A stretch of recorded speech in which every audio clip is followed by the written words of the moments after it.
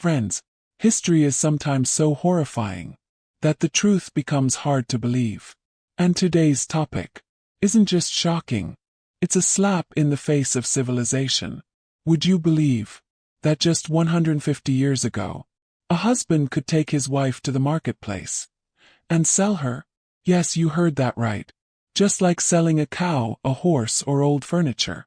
Woman, whom he had married, promised to live with, dreamed of building a future with. That very woman would one day be standing in a public square, with a rope tied around her neck. And then, the bidding would begin. Crowds would gather. Someone would shout, £3. Another, 5 shillings. And eventually, the woman was sold. But this isn't just folklore. These are truths recorded in British court documents. And today, we're going to expose these forgotten truths. But first, friends, if you're someone who wants to explore the dark corners of real history, then support us. Subscribe now, so we can keep bringing you these untold stories. The Victorian era, 1837 to 1901, is often seen as a golden age, time of progress, literature, elegance, and prosperity. Under Queen Victoria, the British Empire rose to global dominance. But behind the veil of progress, life for women was nothing less than imprisonment. Women had no right to own property. Divorce was nearly impossible. And the courts, they always favored men. The most horrifying truth: a wife was considered her husband's legal property.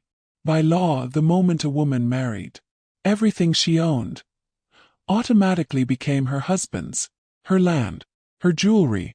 She couldn't approach a court. She couldn't request custody of her children. She couldn't even leave her home without her husband's permission. So when a man wanted to get rid of his wife, and divorce wasn't an option, what did he do? He sold her. And this is how it was done. The man would take his wife to a public place or market, tie a rope around her neck, just like they did with livestock, stand tall and announce, "My wife is for sale." Crowd would form, bidding would begin, and the highest bidder would become the woman's new husband. Most times the woman had no say in this, but there were rare instances where women agreed to it, either out of hatred for their husbands or love for another man. The famous novelist Thomas Hardy referenced this brutal tradition in his book, The Mayor of Casterbridge. In it, a man sells his wife to a merchant for just 5 guineas. Case 2, Lancashire 1832. A woman was sold in exchange for a single pint of beer. The most disgraceful part: her children were included in the sale. Case 3, London 1869.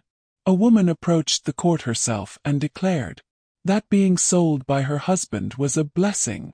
People didn't always see this as wrong. At times, wife selling became a public festival, a spectacle, a form of twisted entertainment. Newspapers carried real classified ads. "My wife, 30 years old, pleasant temperament, for sale. Only 1 shilling, or will barter." This wasn't just about women's helplessness. It revealed a society that saw women as things, not human beings. Slowly, brave voices rose against this cruelty.